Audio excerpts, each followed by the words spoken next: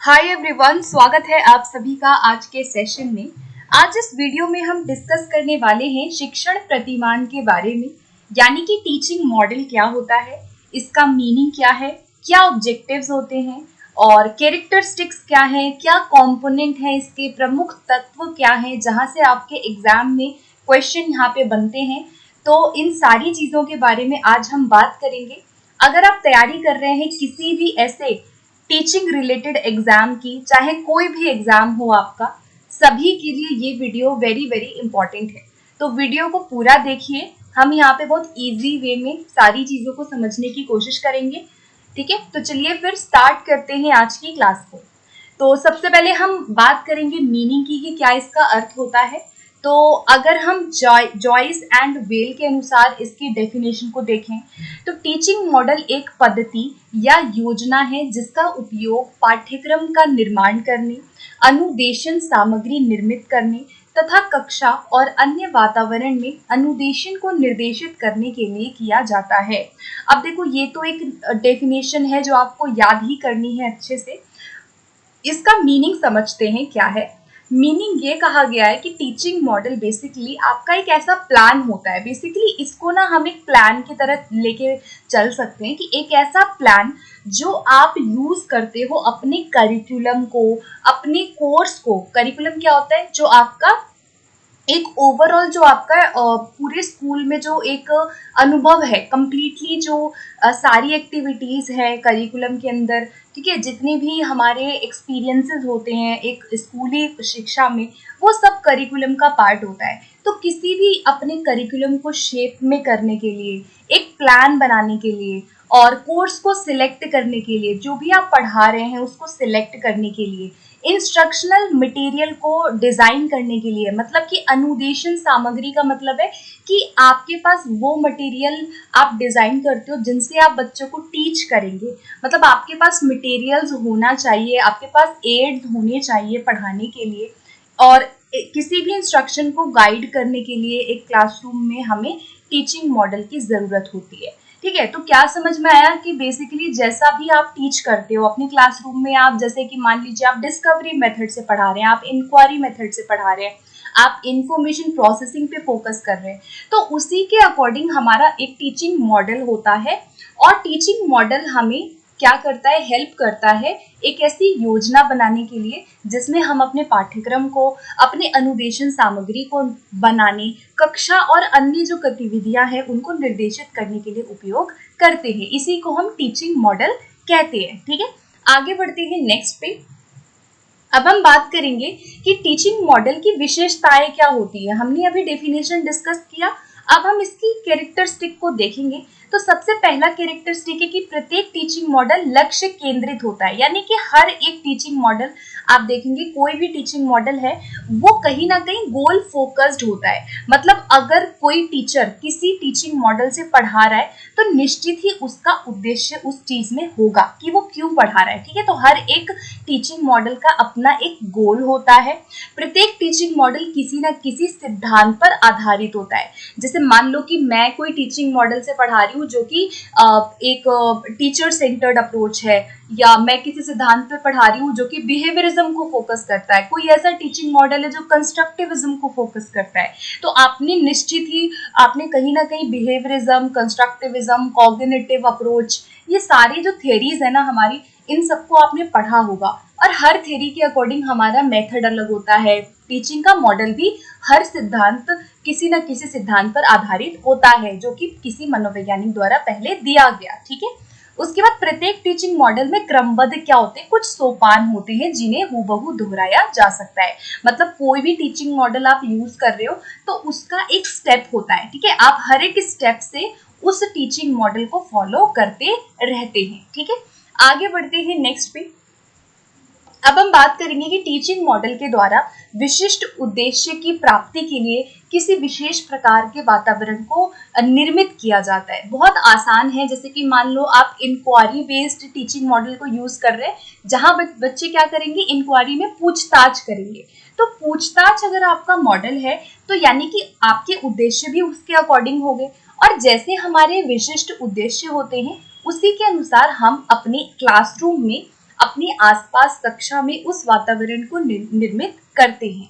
तो हर एक teaching model के द्वारा विशिष्ट उद्देश्यों की प्राप्ति के लिए एक विशेष प्रकार के वातावरण को बनाया निर्मित किया जाता है। नेक्स्ट है कि प्रत्येक टीचिंग मॉडल में शिक्षक और छात्रों के कार्यों और उत्तरदायित्वों को निर्धारित किया जाता है। बहुत इजी है। अगर मान लो कि कोई टीचिंग मॉडल टीचर फॉलो कर रहा है और प्लान कर रहा है, कुछ भी वो पढ़ाना चाहता है, उसके मटेरियल्स को प्लान कर रहा है और करिकुलम को बना रहा है, तो निश्चित ही वहां पर छात्र भी होंगे और मतलब टीचर और स्टूडेंट दोनों का इंटरेक्शन वहां पे जरूरी है। तो हर एक टीचिंग मॉडल में जो काम है और जो रिस्पॉन्सिबिलिटी है वो टीचर और स्टूडेंट दोनों की निर्धारित की जाती है। ठीक है, कि स्टूडेंट्स क्या करेंगे, टीचर का काम फैसिलिटेटर का होगा कि और स्टूडेंट जो है वो एक्टिवली पार्टिसिपेट करेंगे या नहीं करेंगे। ठीक है, तो इस तरह से उत्तरदायित्वों को निर्धारित किया जाता है। उसके बाद है कि प्रत्येक टीचिंग मॉडल की विशिष्ट मूल्यांकन प्रणाली होती है। अब ऐसा तो है नहीं कि टीचिंग मॉडल आपने सिलेक्ट तो कर लिया लेकिन आप उसको मूल्यांकन नहीं कर रहे। तो यहाँ पे क्या है कि आपके टीचिंग मॉडल में, हर एक टीचिंग मॉडल में हम इवैल्यूएशन को जरूर वहाँ पे फॉलो करते हैं। तो प्रत्येक टीचिंग मॉडल की एक मूल्यांकन की विशिष्ट प्रणाली होती है जहाँ पे टीचर ये देखता है कि उसका जो प्लान था, उसका जो टीचिंग मॉडल था वो कहाँ तक सक्सेसफुल हुआ है। ओके, तो एक बार और हम इसको रिवाइज करते हैं। क्या क्या कैरेक्टरिस्टिक यहाँ पे थी। पहला कि लक्ष्य केंद्रित होता है, एम फोकस्ड, गोल फोकस्ड है, किसी न किसी सिद्धांत पे आधारित होता है हमारा टीचिंग मॉडल। ठीक है, तो फर्स्ट था गोल फोकस्ड, सेकेंड वन इज कि कोई ना कोई प्रिंसिपल पे आधारित होता है। तीसरा था कि इसमें क्या होते हैं, स्टेप्स होते हैं जो कि बहुत सिस्टमैटिक होते हैं, यानी क्रम से हम स्टेप्स को फॉलो करते हैं। आगे बढ़ते हैं, नेक्स्ट हमने डिस्कस किया कि विशिष्ट उद्देश्य की प्राप्ति के लिए टीचर को यहाँ पर उस प्रकार के वातावरण को बनाना पड़ता है। उसके बाद प्रत्येक टीचिंग मॉडल में रिस्पॉन्सिबिलिटीज होती हैं टीचर के साइड से भी एंड स्टूडेंट्स के साइड से भी, और प्रत्येक मूल्यांकन प्रणाली, विशिष्ट मूल्यांकन प्रणाली को फॉलो किया जाता है हर एक टीचिंग मॉडल में। आगे बढ़ेंगे, अब हम बात करते हैं कि काम क्या क्या है। अभी तक हम कैरेक्टरिस्टिक देख रहे थे कि इसकी विशेषता क्या क्या है। अब हम देखेंगे कि ये क्या क्या काम करता है। ठीक है, किस किस काम में हम इसको लाते हैं। तो टीचिंग मॉडल के काम में सबसे पहले कि जो शिक्षक है उसकी कार्यकुशलता, गुणवत्ता को बढ़ाने में सहायक है। बिल्कुल, अगर मान लो कि आप कोई टीचिंग मॉडल को फॉलो कर रहे हैं, क्योंकि बहुत सारे टीचिंग मॉडल यहाँ पे है जिनको मैं अगली वीडियो में, जब मैं नेक्स्ट वीडियो बनाऊंगी तो मैं वहां पे डिस्कस करूंगी। तो जितने भी टीचिंग के प्रतिमान अलग अलग होते हैं, सभी में यही होता है कि शिक्षक की क्या बढ़ेगी, कार्यकुशलता बढ़ेगी, उसकी क्वालिटी ही बढ़ेगी वहां पे। ठीक है, तो एक फायदा है, काम है कि ये गुणवत्ता को, क्वालिटी को बढ़ाने में हेल्प करता है टीचर की। दूसरा कि शिक्षण की नीतियों का चयन करना और उनके प्रयोग करने में ये यूजफुल है। जैसे मान लो आपको ना स्ट्रैटेजीज आपको बनानी है, जैसे मान लो मुझे कोई स्ट्रैटेजी बनानी है कि मुझे आपको कैसे पढ़ाना है, तो इस चीज में मुझे मेरा टीचिंग मॉडल क्या करेगा, हेल्प करेगा। उसके बाद तीसरा है शिक्षण क्रियाओं को निर्देशित करना। मतलब जो भी शिक्षण का काम हो रहा है, मतलब एक क्लासरूम में ड्यूरिंग टीचिंग लर्निंग प्रोसेस जो मैं काम कर रही हूँ, उन क्रियाओं को एक निश्चित तरीके से निर्देशित करने का काम टीचिंग मॉडल का होता है। मैं अगर किसी शिक्षण के प्रतिमान को फॉलो कर रही हूँ तो मेरी जो क्रियाएं होंगी ना वो भी उसी के अकॉर्डिंग होगी। जैसे हमने देखा कि हर एक टीचिंग मॉडल का क्या होता है, एक सिस्टमैटिक क्या होता है, सोपान होता है। तो अगर मैं इन स्टेप्स को फॉलो करूंगी, ठीक है, पढ़ाने के दौरान, तो वहां पर क्या होगा कि मेरी क्रियाएं क्या होंगी, निर्देशित होंगी, डायरेक्टेड होंगी। ठीक है, अदरवाइज अगर हम मॉडल को फॉलो नहीं करेंगे तो वहां पर हो सकता है कि बहुत अनसिस्टमैटिक तरीके से, अनऑर्गेनाइज्ड तरीके से हम काम करें, जो कि अच्छा नहीं है। ओके, आगे बढ़ते हैं। नेक्स्ट है अनुदेशन सामग्री का चयन और विकास में भी ये महत्वपूर्ण है। मतलब अनुदेशन का मतलब क्या है, इंस्ट्रक्शन। आप जो इंस्ट्रक्शन सामग्री बना रहे हो, जैसे कि हमारे टीचिंग एड्स होते हैं, वो सब क्या है, वो इसी में तो आते हैं। जो आपके जितने भी सामग्री हैं उनको चयन करने में, उनके विकास करने में टीचिंग मॉडल बहुत हद तक हमें मदद करते हैं। जैसे मान लो कि मेरा टीचिंग मॉडल जो है वो अवलोकन के आधार पर है, तो हो सकता है कि मैं एक डेमोन्स्ट्रेशन मेथड को यूज कर लूँ, हो सकता है कि मैं कुछ डेमोन्स्ट्रेशन के लिए कोई चीज बना लूँ। अगर मेरा इंक्वायरी है, मेरा प्रोजेक्ट है, तो मैं उसके अकॉर्डिंग ही क्या करूंगी, सामग्री को बनाऊंगी।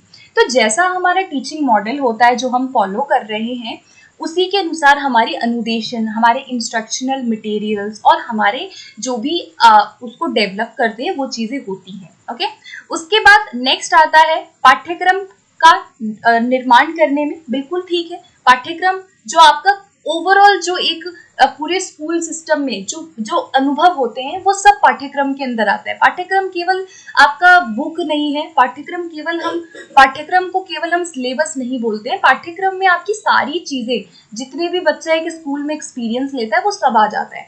तो एक पाठ्यक्रम को अच्छे से बनाने के लिए हमें टीचिंग मॉडल हेल्प करता है। उसके बाद प्रभावी अधिगम में सहायक, ठीक है, इससे क्या होती है, लर्निंग भी क्या होती है, इफेक्टिव होती है। तो ये क्या थे, कुछ इसके काम थे और इसको आप जो है मेरिट में भी लिख सकते हो। अगर मैं लाभ पूछूं तो आप लाभ में भी इन पॉइंट्स को ऐड कर सकते हो, ठीक है, सेम है। आगे बढ़ते हैं, नेक्स्ट हम डिस्कस करेंगे कि इसके कौन कौन से तत्व हैं और ये बहुत ही ज्यादा इंपॉर्टेंट है। आपके कंपोनेंट्स होते हैं टीचिंग मॉडल के, जिसमें से सबसे पहले उद्देश्य है फोकस, संरचना, सामाजिक प्रणाली, प्रतिक्रिया का सिद्धांत और सहायक तंत्र। ये 5 पॉइंट हैं, 5 यहाँ पे फैक्टर्स हैं, तत्व हैं जिनको हम डिस्कस करेंगे। और गाइस ये बिल्कुल भी टफ नहीं है, अगर आप इसको ध्यान से सुनेंगे जो मैं अभी बोलूंगी तो आपको ना बहुत इजीली ये समझ में आ जाएगा। सिर्फ आपको नाम देके घबराना नहीं है कि ये फोकस क्या है, ये सिंटेक्स क्या है। अभी हम डिस्कस करेंगे ना तो आपको बहुत इजी लगेगा। ये वही चीजें हैं जो आप ऑलरेडी जानते हो, बस थोड़ा सा नाम अलग है तो आपको ये टफ लग रहा होगा, ठीक है।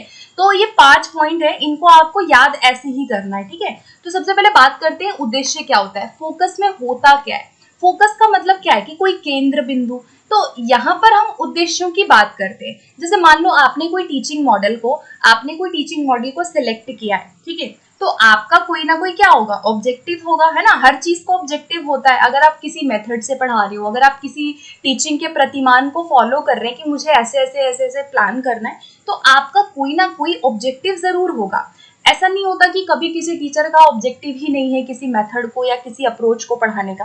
तो वही चीज यही कह रहा है कि सेंट्रल एस्पेक्ट ऑफ मॉडल, यानी जो भी मॉडल आप फॉलो कर रहे हैं उसका सेंटर क्या है, आप किस चीज को फोकस कर रहे हो, आपके उद्देश्य क्या है यहाँ पे, ठीक है। तो यहाँ पर प्रत्येक प्रतिमान जो है बच्चों के अंदर विशिष्ट क्षमताओं को या विशेष क्षमताओं को विकसित करता है। इसीलिए प्रत्येक प्रतिमान के क्या होते हैं, उद्देश्य होते हैं। आप जो भी टीचिंग मॉडल सिलेक्ट करेंगे आपका वैसा ही ऑब्जेक्टिव होगा, ठीक है। अगर मुझे मान लो कि ऑब्जर्वेशन से सिखाना है, मेरा ऑब्जर्वेशनल टीचिंग मॉडल है, तो मेरा ऑब्जेक्टिव भी वही होगा कि बच्चे अवलोकन से सीखें, ठीक है। अगर मेरा डिस्कवरी है तो मेरा फोकस रहेगा कि बच्चे डिस्कवर करके सीख रहे हैं। तो जैसा हमारे टीचिंग का मॉडल होता है वैसे ही हमारे ऑब्जेक्टिव्स होते हैं, और ऑब्जेक्टिव्स को ही यहाँ पर क्या कहा गया है, फोकस कहा गया है, जो कि टीचिंग मॉडल के तत्व कंपोनेंट का पहला कंपोनेंट है, ठीक है। आगे बढ़ते, दूसरा कंपोनेंट होता है जिसको कहते हैं संरचना। अब ये संरचना का मतलब क्या है, तो देखो एक क्लासरूम में आप पढ़ा रहे हो, ठीक है, आपको फोकस, मान लो कि ये मैं घर बना रही हूँ, ये क्लासरूम है, एक क्लासरूम है ये, यहाँ पे आप पढ़ा रहे हैं, ठीक है। तो आपका फोकस आपको पता है, फोकस आपको पता चल गया कि मेरा ऑब्जेक्टिव है। अब सिंटेक्स क्या है, सिंटेक्स का मतलब क्या होता है, संरचना, कोई चीज कैसे बनी है, ठीक है। तो इसके अंदर क्या आ जाता है ना, इसके अंदर सिस्टमैटिक डिस्क्रिप्शन ऑफ स्टेप्स आ जाता है। मतलब कि आपके जो चरण होंगे, आप कैसे कैसे पढ़ाओगे, आप उस मॉडल को जब फॉलो कर रहे हैं तो आपके स्टेप्स क्या होंगे, आप स्टूडेंट से कैसे इंटरैक्ट करोगे, ठीक है। और प्रत्येक प्रतिमान की संरचना जो होती है ना, वो उसके ऑब्जेक्टिव पे डिपेंड करती है। जैसे मान लो मैंने बोला मैं ऑब्जर्वेशन से सिखाना चाहती हूँ, तो मेरी जो संरचना होगी ना, क्लासरूम का जो सिचुएशन होगा, जो मेरी एक्टिविटीज होंगी, वो संरचना मेरी अलग होगी। अगर मैं चाहती हूँ कि मैं लेक्चर से सिखाऊं बच्चों को कोई चीज, तो वो संरचना अलग होगी। अगर मैं चाहूँ कि मैं कंप्यूटर एडेड इंस्ट्रक्शन से सिखाऊं, कुछ कंप्यूटर तरीके से सिखाऊं, मैं आईसीटी का यूज करके सिखाऊं, तो वहां पर उद्देश्य के अनुसार मेरी संरचना अलग होगी। संरचना के अंदर सिंपली क्या आता है कि संपूर्ण शिक्षण प्रक्रिया में आप जो जो स्टेप्स को फॉलो करेंगे, जो जो बच्चों के बीच अंतः क्रियाएं होंगी, वो चीजें यहाँ पर आ जाती है, ठीक है।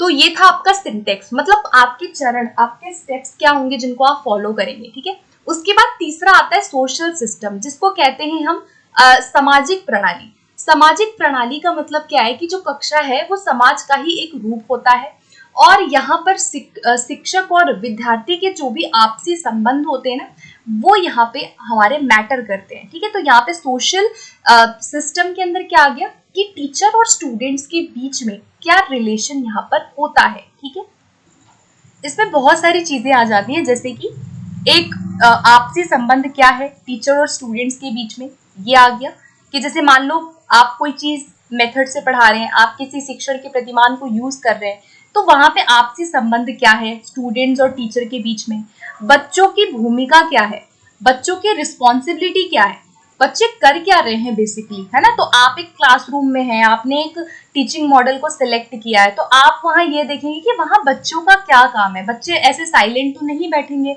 है ना, आप उनको कुछ ना कुछ तो यहाँ पे करवाएंगे ना, आप कुछ ना कुछ उनसे एक्टिविटी, कुछ ना कुछ उनको पढ़ाने के दौरान आप उनसे कुछ गतिविधियां कराएंगे। तो यहाँ पर होता है कि आप बच्चों को बेसिकली यहाँ पे गाइड करते हो, आप बच्चों को रिस्पॉन्सिबिलिटीज, आप बच्चों को वहाँ पे एक्टिविटीज देते हैं, आप उनको अभिप्रेरित करते हैं, आप उनको मोटिवेट करते हैं कि वो कैसे अपनी टीचिंग, अपनी लर्निंग को करेंगे। ठीक है, तो बेसिकली यहाँ पर रिलेशनशिप आता है एक टीचर और स्टूडेंट के बीच में। और हर एक विधि में, हर एक मेथड में, हर एक टीचिंग के मॉडल में, हर एक अप्रोच में इस तरह से हमेशा एक टीचर और स्टूडेंट ऑलवेज रहता ही रहता है। ठीक है, जब भी हम बात करते हैं टीचिंग की। ठीक है, तो ये सिस्टम है, मतलब सोशल सिस्टम है। ओके, आगे बढ़ते हैं। 4 हमारा है सपोर्ट सिस्टम, जिसको सहायक तंत्र कहा जाता है। अब सपोर्ट सिस्टम में क्या आ गया, सपोर्ट वर्ड से क्या याद आ रहा है कि आप यहाँ पे क्या देखते हो कि आपके लिए क्या क्या चीजें हैं जो आपको सपोर्ट कर रही हैं पढ़ाने के दौरान। मतलब आप कोई चीज कक्ष में अगर किसी टीचिंग मॉडल को फॉलो कर रहे हैं, आप उस मॉडल को फॉलो करते हुए पढ़ा रहे हैं, तो वहां पर आपका सपोर्ट सिस्टम क्या होगा। तो एक टीचर के लिए सपोर्ट सिस्टम क्या हो सकता है, आप खुद देखिए, आप खुद सोचिए कि आपका सपोर्ट सिस्टम क्या है। पहली बात आपका नॉलेज, है ना, आपका नॉलेज ही आपका सपोर्ट है ना, तभी तो आप पढ़ा पाएंगे। और उसके बाद क्या होता है, पहला तो आपको ज्ञान है, आपको आपकी कौशल है, आपका स्किल है। इसके साथ साथ और क्या हो सकता है, आपके पास रिसोर्सेज होने चाहिए ना पढ़ाने के लिए, बिना रिसोर्सेज के टीचर नहीं पढ़ा सकता। तो ये जो रिसोर्सेज हैं, या मैं बोलूँ कि मटेरियल आपके पास होना चाहिए, आपके पास teaching learning material, teaching learning aid होना चाहिए। तो ये क्या है, सारे आपके सहायक तंत्र हैं। तो चौथा जो पॉइंट है ना टीचिंग मॉडल का, वो है सहायक तंत्र, जो जिसमें क्या क्या आ जाता है कि जिसमें आपके कौशल, आपकी योग्यताएं क्या हैं, है ना, इसके साथ साथ आपके पास साधन क्या क्या है पढ़ाने के लिए, आपके पास टूल्स क्या है, मटेरियल क्या है, रीडिंग मटेरियल क्या है, बुक्स क्या है, आप कौन से मॉडल को यूज कर रहे हो, मतलब आपका सपोर्ट सिस्टम क्या है। ठीक है, आप किन किन चीजों को यूज करके वहां पे पढ़ा रहे हैं, तो वो सहायक तंत्र के अंदर आ जाता है। तो सहायक तंत्र अध्यापक को प्रतिमान के प्रभावी क्रियान्वयन हेतु क्या प्रदान करता है, परिस्थितियों को उत्पन्न करने में सहायता करता है। अगर आपके पास मान लो मुझे कोई चैप्टर पढ़ाना है, बहुत सिंपल सा एग्जांपल है, मुझे साइंस का एक प्लांट का चैप्टर पढ़ाना था, मुझे आज ये प्लांट का ना पार्ट बताना था बच्चों को। तो अगर मान लो मेरे पास कोई मटेरियल ही नहीं है, ना मेरे पास चौक है, ना मेरे पास कोई साधन है, ना मेरे पास कोई प्लांट है, कुछ भी नहीं है, तो यानी कि अगर सपोर्ट सिस्टम नहीं है तो परिस्थितियां भी तो नहीं बन पाएंगी ना पढ़ाने के लिए। तो एक सिचुएशन कब बनती है, जब टीचर के पास सारे रिसोर्सेज हो। तो यहाँ पर सपोर्ट सिस्टम का अर्थ यही है कि जहाँ पे टीचर के पास कौशल हो, उसके पास स्किल, नॉलेज और उसके पास जो भी टूल्स हो वो वहाँ पे अवेलेबल हो। ठीक है, तो ये होता है चौथा कॉम्पोनेंट टीचिंग मॉडल का, जहाँ पे उसके सपोर्ट सिस्टम आ जाते हैं। जैसे कि मैंने कहा कि हर एक टीचिंग मॉडल के लिए अलग अलग हमें सहायक तंत्र की, अलग अलग सिचुएशन की, अलग अलग साधनों की जरूरत होती है। ठीक है, तो ये सारी चीजें किसमें आ जाती हैं, आपके सहायक तंत्र के अंदर आ जाती है। उसके बाद लास्ट पॉइंट है जिसको कहते हैं प्रतिक्रिया का सिद्धांत, प्रिंसिपल ऑफ रिएक्शन। अब देखो, प्रतिक्रिया का सिद्धांत शिक्षक को यह बताता है कि विद्यार्थी के व्यवहार का सम्मान कैसे किया जाए, विद्यार्थी जो करता है उसका जवाब कैसे दिया है। ठीक है, तो यहाँ पर प्रिंसिपल ऑफ रिएक्शन जो है वो ये होता है कि जैसा बच्चे ने किया आप उसके प्रति कैसा रिएक्ट करोगे। बेसिकली आप यहाँ पे क्या देते हैं, बच्चे को एक फीडबैक देने का काम करते हैं। उसने जैसा किया आप उसकी अनुक्रिया का संचालन कैसे करेंगे, आप उसको उसके व्यवहार का सम्मान कैसे करेंगे। ये चीजें क्या है कि आप उसकी प्रतिक्रिया उसके प्रति आप दे रहे हैं जैसा भी उसने किया। ठीक है, तो ये आपका 5th कॉम्पोनेंट था। ठीक है, एक बार और इसको मैं डिस्कस करती हूँ। शिक्षण प्रतिमान के कौन कौन से तत्व थे। पहला फोकस था। फोकस मतलब आपका उद्देश्य क्या है, ठीक है, मतलब आपका हर एक का ऑब्जेक्टिव होता है पढ़ाने का कि क्या उद्देश्य है इस मॉडल को फॉलो करने का, तो सबसे पहले फोकस होता है। फिर सिंटेक्स आता है। संरचना में क्या मैंने क्या बोला, हमारे स्टेप्स आ जाते हैं, हमारी ओवरऑल जो प्लानिंग है, मतलब आप कैसे कैसे कैसे उसको फॉलो करेंगे पूरे टीचिंग में, वो आपकी संरचना है। संरचना मतलब आपका बेस क्या है, आप क्या क्या प्रोसीजर को वहां अपनाएंगे। सोशल सिस्टम के अंदर क्या आ जाएगा, जहाँ पे टीचर और स्टूडेंट के बीच में एक रिलेशनशिप आता है, जहाँ पे टीचर स्टूडेंट के काम को, उसके रिस्पॉन्सिबिलिटीज को, उत्तरदायित्व को बताता है कि उसे कैसे करना है ना, उसके कामों को जो है टीचर उनको करवाता है। फिर रिएक्शन में क्या था कि फीडबैक दे रहा है टीचर यहाँ पे। और सपोर्टिंग सिस्टम में क्या आ जाते हैं, जितने भी टीचर के पास साधन है, रिसोर्सेज हैं, या उसके जो नॉलेज है, उसकी जो स्किल है, इन इन सभी चीजों से क्या होता है, एक टीचिंग मॉडल बनता है। तो टीचिंग मॉडल की जब हम बात करते हैं ना, तो हर एक टीचिंग मॉडल में ये सारी चीजें होनी ही चाहिए। अब आप खुद सोचिए, अगर आपने किसी टीचिंग मॉडल से पढ़ाने का सोचा है, अगर इसमें से कोई एक की कमी हो, मान लो कि आपने एक टीचिंग मॉडल पढ़ाने का सोचा और उसमें सहायक तंत्र की कमी है, तो बिना सहायक तंत्र के तो वो टीचिंग मॉडल कहलाएगा ही नहीं। तो इसीलिए हर टीचिंग मॉडल में ये 5 हमारे कंपोनेंट पाए जाते हैं, इसी को हम तत्व कहते हैं, ठीक है। सो गाइज, आई होप कि आपको इस सेशन से सारी चीजें क्लियर हो गई होंगी टीचिंग मॉडल के बारे में, बेसिक, ठीक है। एंड अगर आप कहें, आप कमेंट सेक्शन में बता सकते हैं, अगर आपको और वीडियो इसके रिगार्डिंग, आपको इसके टाइप्स के रिगार्डिंग अगर आपको वीडियो चाहिए तो आप मुझे बता सकते हैं, ठीक है। तो मिलते हैं फिर अगले सेशन में बहुत जल्दी। Thank you so much, and if you are new to this channel then do subscribe and like, share also, and if you have any doubt आप वो comment section में मुझसे पूछ सकते हैं। तो मिलते हैं फिर अगले सेशन में। Thank you.